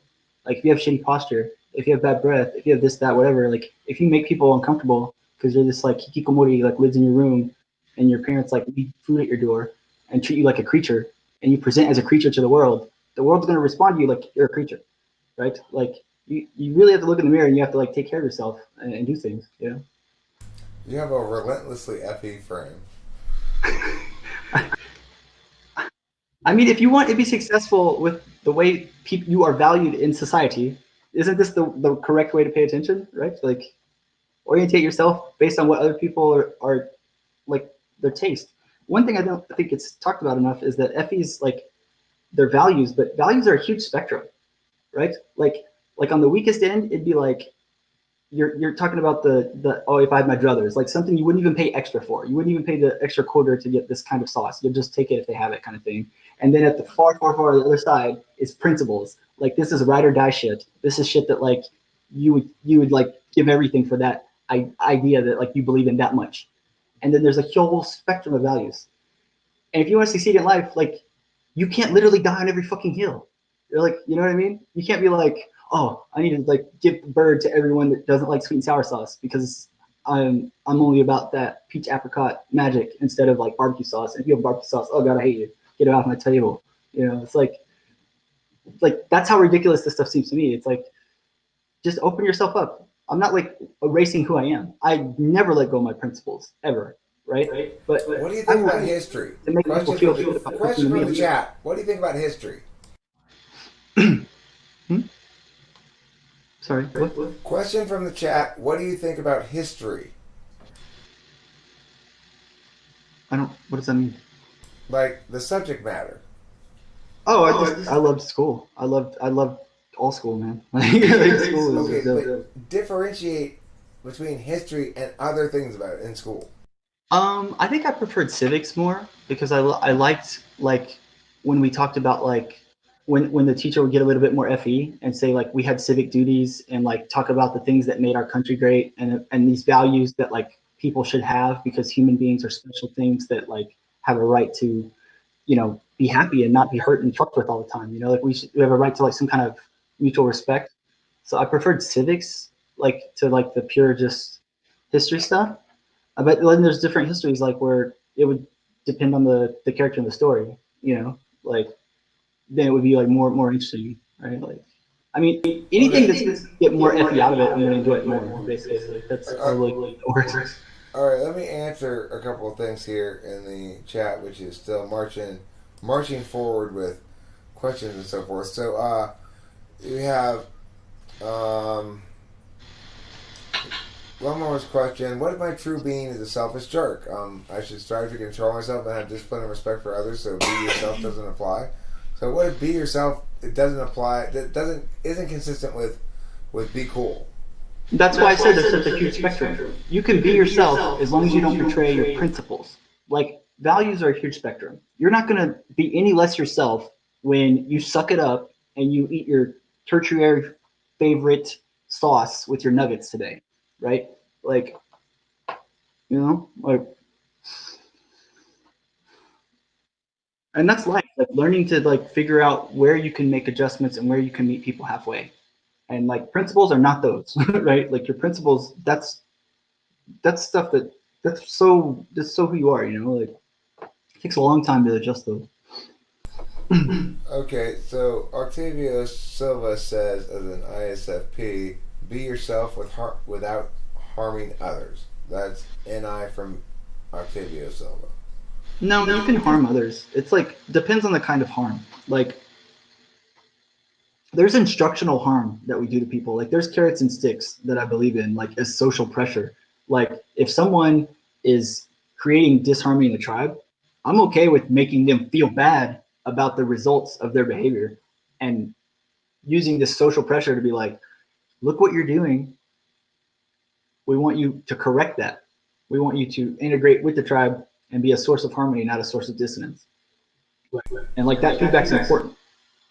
And if you need to be the person that lights people's day up, you need to stop shitting in everyone's Cheerios at a minimum. Like, yeah. Well, are you demonstrating the use of the we there, collective pronoun, to include the person you're scolding and yourself and the person you're scolding? Oh, was I doing that? Yeah, we need to stop. Yeah, I mean, I did like if I didn't even notice I was doing that. Yeah. Okay, here's another thing here. I noticed doing it.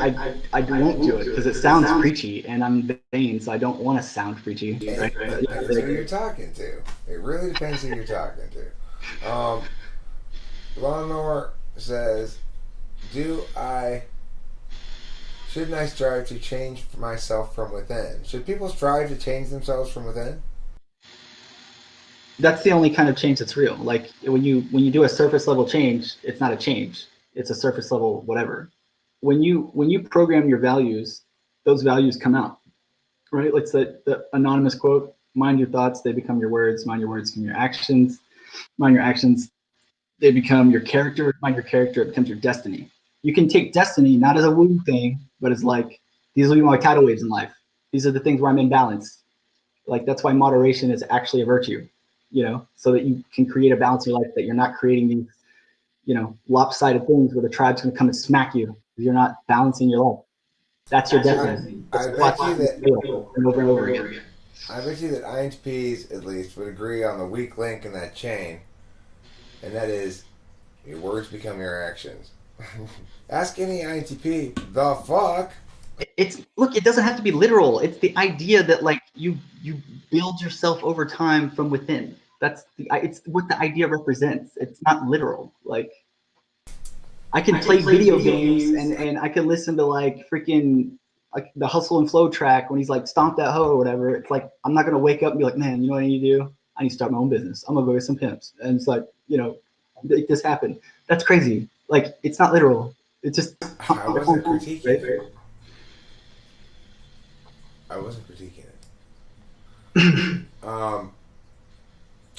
Octavia Silva says, "That's fine. I'm not claiming to be an all-knowing God who can come up with universal advice to solve the problems of all people."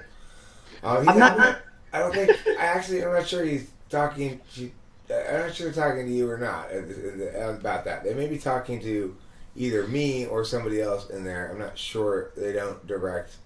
That's to lawnmower, not to you. That's to lawnmower, not to you. It's clarified. I'm just putting like extra. Like, I'll do it. I'll stop doing it right now. Right. Like, the thing is, like, I'm just putting extra enthusiasm into my words so that it will sell the message, so that I can create more happiness.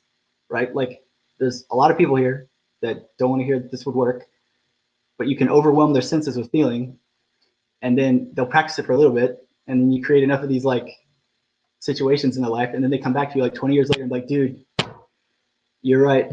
Like, you said it, I didn't believe it. I felt really good when I was doing what you said, and then I immediately quit and went back to the old stuff, and like, mousetrap, right? Like, I'm trying to find. You know what our type relation is, right? The what? You know what our type relation is, right? That is this having already pointed you towards the best path, I will happily begin actually walking that path for you, reluctantly offering possible additions to my clear advice while shaking my head, because what you call relevant experience is really just an unhealthy attachment to the past. No, what I was saying is our relationship is benefactor, benefactee.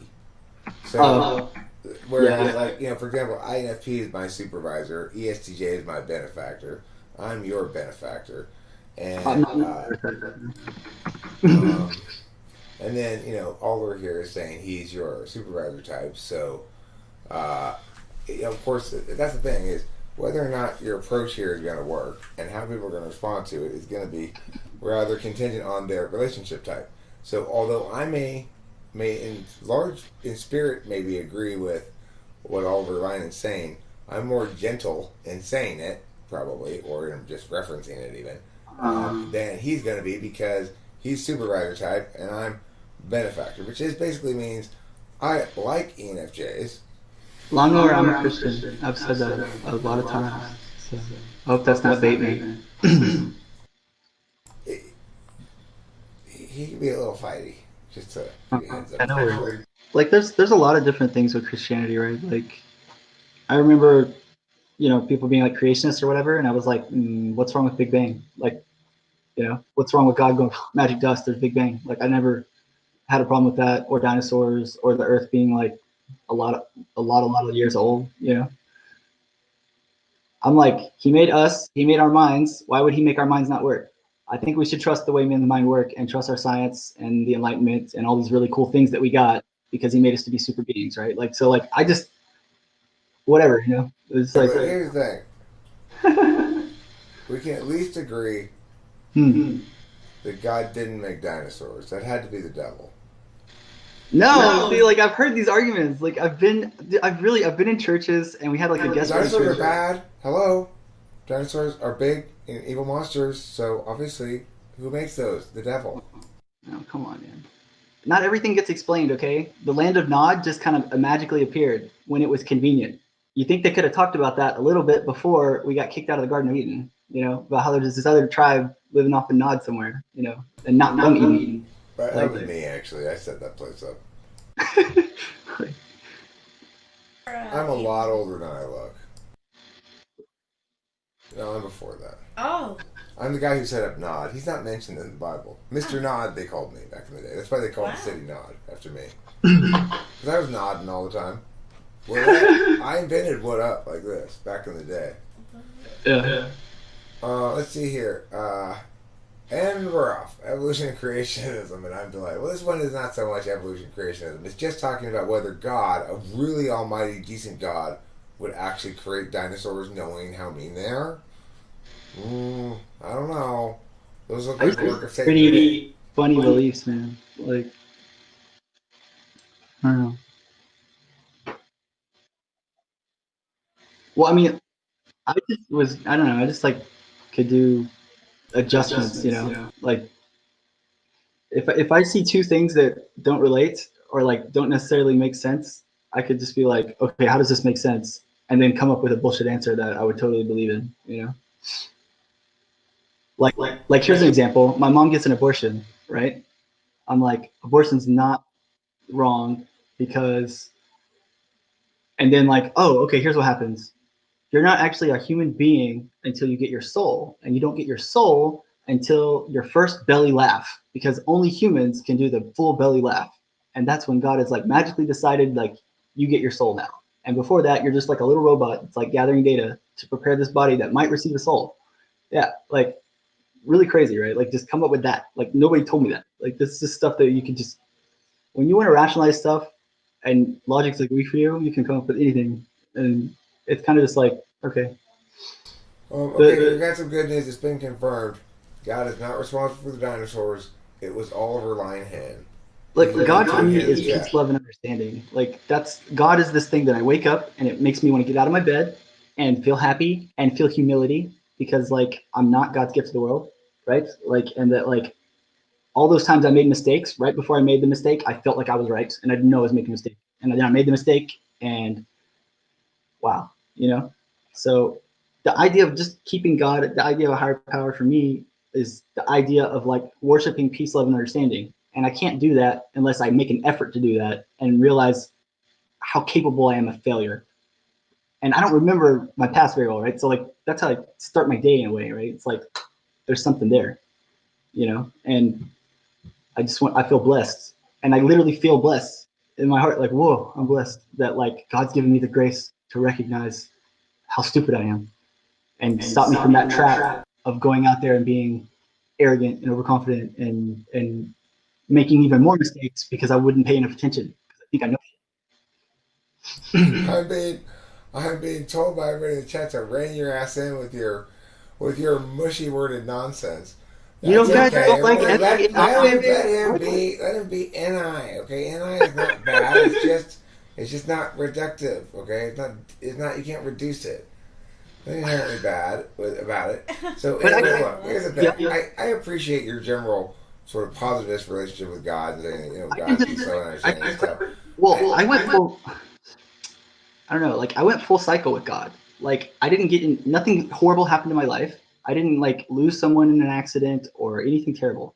I was so arrogant that I was like, you know what? It's arrogant to think that God's real and that life's just a test and blah, blah, blah. And I'm going to keep my values, my truth, right? I'm going to keep this stuff because it's just important to me.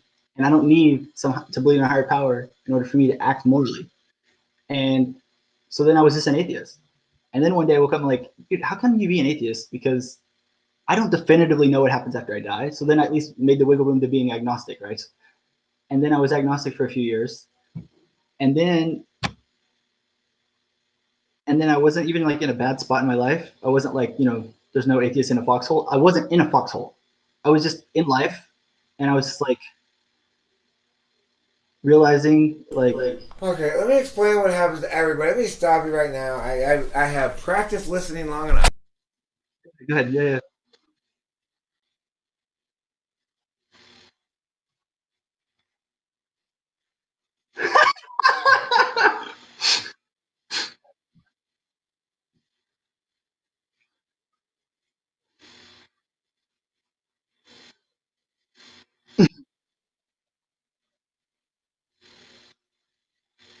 Fucking only Sean heard my great joke.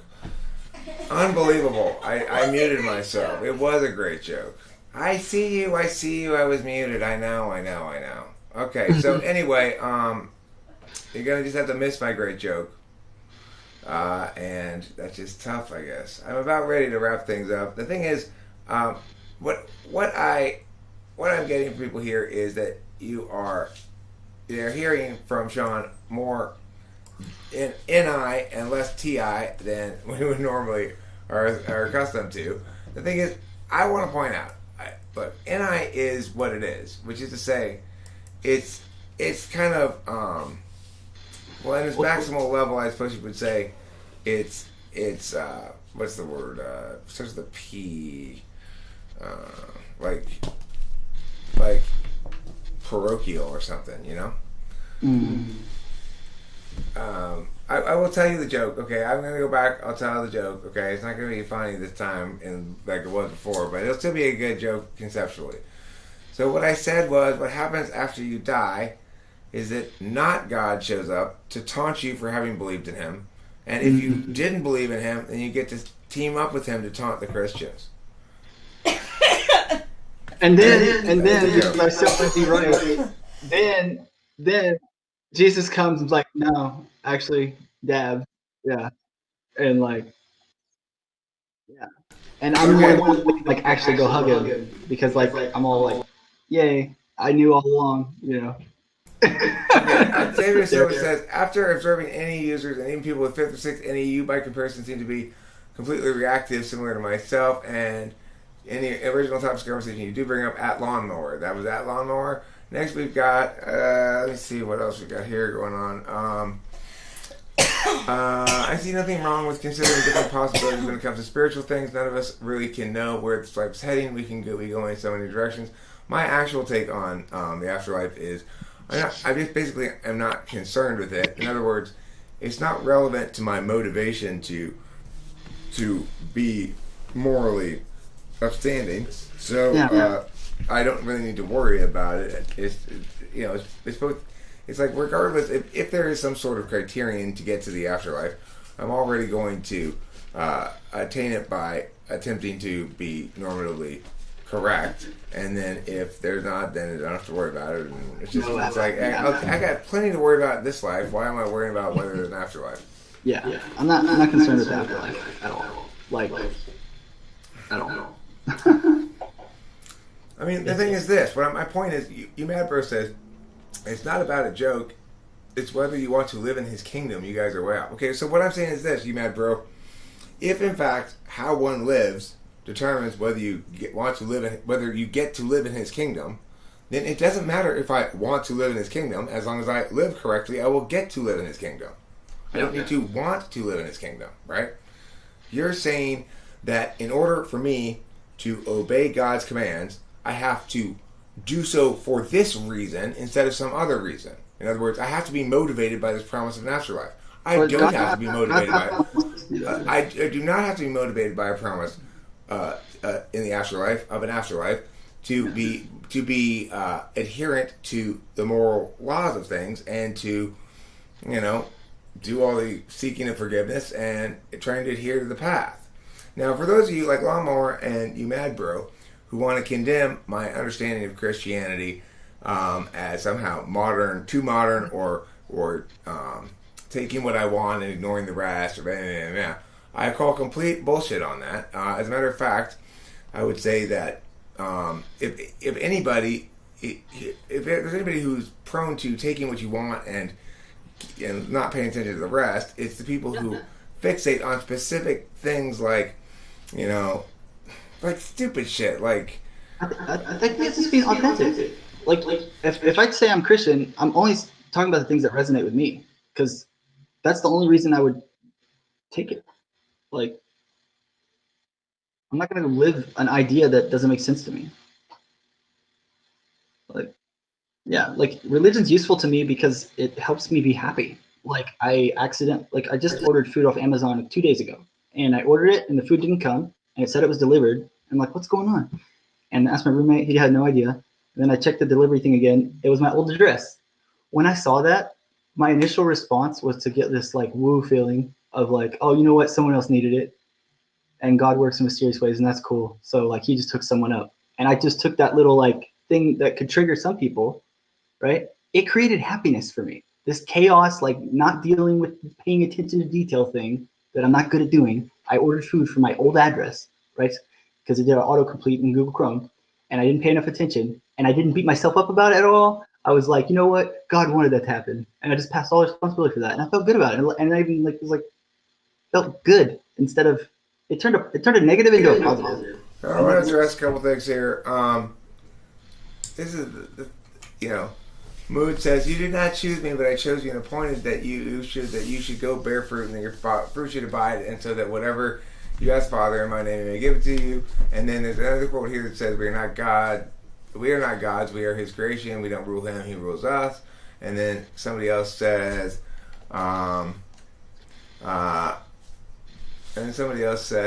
let's see here. According to the Bible, God does choose you, and then it's that Lucifer wanted to be God, and you did choose me, you did not choose me, but I chose you and appointed you that you should go and bear fruit, and that your fruit should abide, so that whatever you ask. Okay, so I still see nothing here to suggest that what I say is falsified by any of your beliefs. In other words, what I said was specifically that there's no reason that God insists that I adhere to His commands or whatever because I want admittance to heaven. You may insist that be one of the consequences of me adhering, but you may not insist to me but that must be the reason why I want to adhere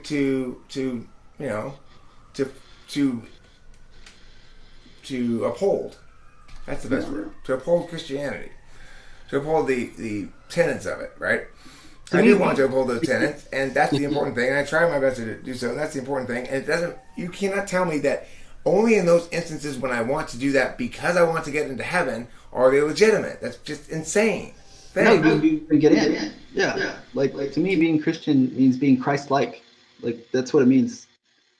It's like I'm directing that at Lawnmower and you mad bro, not at you specifically there, but God is an entirety, but not exclusively physical phenomenon. An entirely but not exclusively physical phenomenon? How are you entirely but not exclusively? When I was a teenager, I was consciously an atheist, but now I don't even think about religion until someone else brings it up. Well, and that's fine. It's like I would spend much less time talking or thinking about God around here if it weren't for, say, Lawnmower constantly bringing it up, and me having to defend my superior understanding of the thing from him and his inferior understanding of the thing. Oh, that's bad FE, right? I'm not supposed to say that out loud. Well, fuck it. I mean, it is superior. I don't know what else to say. I needed an idea of something so big that's like big enough to make me feel humility, big enough to crush my ego. And to me, that's just believing in God. And like, if without that, I don't have the strength to crush my ego and live in humility, which opens people's hearts to me and makes the world a more navigable place and people treat me better. And I enjoy my life. So I value that humility as a virtue, and I live that. And I need the idea of God to like keep the ego crushed down. If I come to a point where I could crush my ego without believing in God, then I'd probably do that. But I don't know how to do that yet. So I don't necessarily inherently have a problem with ego per se. Although it depends on what people mean when they say it. People mean different things. It's like if you mean I mean like superiority, like thinking that you're superior. Like I need that. I need like God to like be able to like know, because I know everything about you. I know all your insecurities. I know every little thing. I can see into your soul. Like I need that idea, because when you have FE and you can see into people and you can see the things that would hurt them and they can't see the same to you, it creates a sense of, at least for me, and I'm defending myself, I'm just saying, like I got an idea that I was superior to other people. Like I got an idea that like I knew I'd hurt them and then I didn't, so I was better because I didn't try to hurt people. And they're out there hurting people that don't know how to defend themselves, and like people are just All right, let me address this shit in this chat here. Okay, so it says here, Lawnmower says, it doesn't matter what you, Eric, think, I presumably. So F.I. You have to adapt to God's standards. But the point is, Lawnmower, what I'm trying to tell you, and I need you to respond to, is that you have not established that, in fact, there's any reason to believe that having to want heaven as a motivation for your behavior or whatever is a prerequisite to you doing it correctly. You've not established that with any of those quotes. Don't establish it. Find one that does establish it, and I'll believe you. Otherwise, you're full of shit. Yeah. You know, it's like you don't even have a Bible quote that supports your shit. Yeah, it's the thing is, it's one thing for you to be arguing, well, mine's more biblical and stuff. Right now, you're just saying my interpretation of nothing is more correct than your correctness. It does. That's not the same thing. What are we arguing about here, Lawnmower? You keep giving me things that don't prove your point. What I said was there's no reason to believe I have to adhere to God's path because I want to get into heaven, which is what was indicated to me. When now, you Lawnmower, just because you don't, you have not countered that at all, Lawnmower. Not one bit have you countered that. Well, I mean, he's focusing on a technicality, because like he's saying, I've never said I believe meow meow meow. But when you criticize other people's beliefs, not their argumentation, like literally their beliefs, and call their beliefs out, that necessarily entails that like you believe something else that would enable you to call that out that way. So when we start getting an idea of what you believe, even though you didn't technically precisely say what your whole beliefs are and all your exceptions and all your idiosyncrasies that let it gel for you, you've established certain lines of No, he did much more than that. What the fuck are you talking about? He made it very clear that if, in fact, one doesn't accept heaven as the driving force behind behind Meowity Meow, then, in fact, you are doing it wrong. I'm doing the stupid over effing tech thing. Like, I'm trying to sucker him in, right, by being nice. Look, there's no point in this. The point is this, Lawnmower. No, you're not being technical. That's my point, and don't let Sean muddy my point, okay? The thing is, Lawnmower, you are not being technical. If you were being technical, you'd have a quote for me from the Bible that proves me wrong, purportedly. Then you'd have an argument on your hands where I could go, okay, well, I don't think I should have to, that applies or whatever, for whatever reason I might make that argument, but you'd be in a much stronger position. But you actually don't have any support for your position on this one. But my point is, you haven't said shit to support your position. You just made the claim, and you support it with a bunch of shit that doesn't support that position. Find me a quote that actually does support that. That does not support my position. My position is I don't need to be motivated by heaven. Faith is dead without works is not the same thing as faith is dead without being motivated by heaven. So don't try to bullshit me.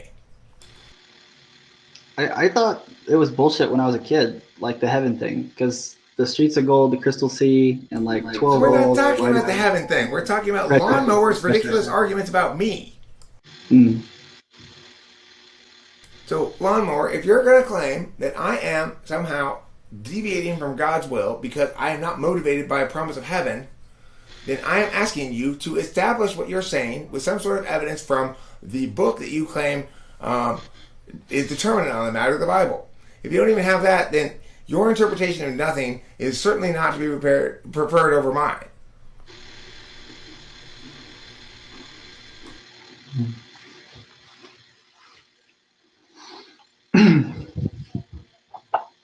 I mean, it's like that you are wrong when a person is saying to you, and you're a Christian who's insisting about the Bible, that they don't need to provide any biblical support for their position on the Bible. They're just talking out their fucking ass. Like, I think there's biblical support in counter to that, because like the love of money is the root of all evil, and like for a rich man to get in heaven, The fuck it is. I don't agree with that shit. To go through the eye of the needle, right? Like, if you're thinking about heaven, the streets of gold and the crystal sea, and you're thinking about wealth and all this stuff, you're not gonna get there, right? So like, I mean, the Bible. Like, I don't see how the Bible. Okay, so Curious Kyra disagrees with Lawnmower and thinks that I don't need to necessarily be motivated by heaven in order to get into it. Am I correct, Curious Kyra?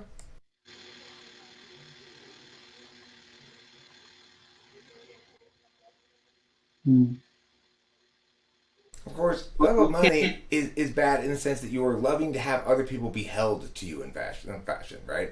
Because ultimately it boils down to beholdens. But this is the most toxic stream you've ever seen. Boy, you have not been around the internet for very long. Predator X, you have seriously. Is this your first time on the internet? Hey, it's Predator's first time. Yeah, this is actually really quite mild and pleasant and agreeable and rational. You should see other places where they aren't like this. I mean, it's passionate. But lawnmower. The point is, everything in life is my prerogative, and if not expressly forbidden or contraindicated by the Bible, there's no reason necessary to assume that it's wrong, right?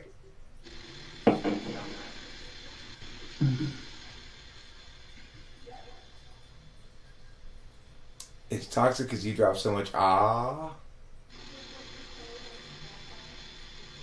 I don't disagree with Lawnmower, but a Christian's primary concern should be to do God's will. I'm sure Lawnmower would agree with this. Okay, well, I mean, Lawnmower is saying that it is somehow required that I be motivated by a promise to get into heaven. That's not the issue here. I'm not making the claim that there's something wrong with being motivated by getting into heaven. You're making the claim that there's something wrong with not being motivated by getting into heaven. I think there are atheists that can go to heaven. Like, there are people that serve the church and don't believe, and they do the best they can, and that's, like, we don't get to judge, right? It's like, that's the thing. Who knows if belief's even a requirement? I mean, I'm just saying, look, if you're gonna bust somebody else's chops for their religious interpretation, and you're gonna be claiming to be sort of a biblical literalist, then you should at least quote the Bible in a way that actually meaningfully addresses what I'm saying. And the shit you did, you are interpreting way beyond the scope of the meaning of the words to try to include what my position is when it is not actually directly relevant at all to my position. Yeah, I'm in heaven when I see you too, 3DR on that. Okay, I'm going to wrap this up. It's late already. This has gone on longer than I expected. I did actually end up practicing today, listening more, being more in a receive mode and less in a talk mode with this conversation. As I indicated prior to this conversation in previous live streams today and yesterday or whenever, I was going to attempt to do in the aftermath of the debate with that other guy the other day that I had so much antipathy with.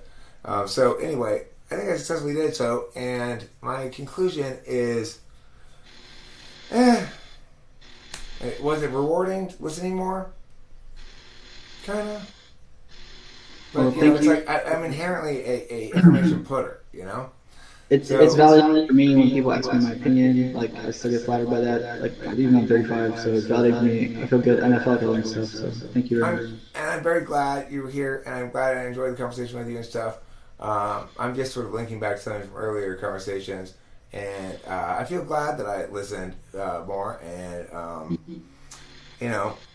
you are very evocative of a lot of. You're very exemplary of a lot of ENFJ stuff. Like I get a better sense of the FE frame hearing you frame everything through FE like that. So anyway, but Oliver Lionhand points out also that my listening more plays much better with FE people. So cool. So thanks for being here, and don't forget to eat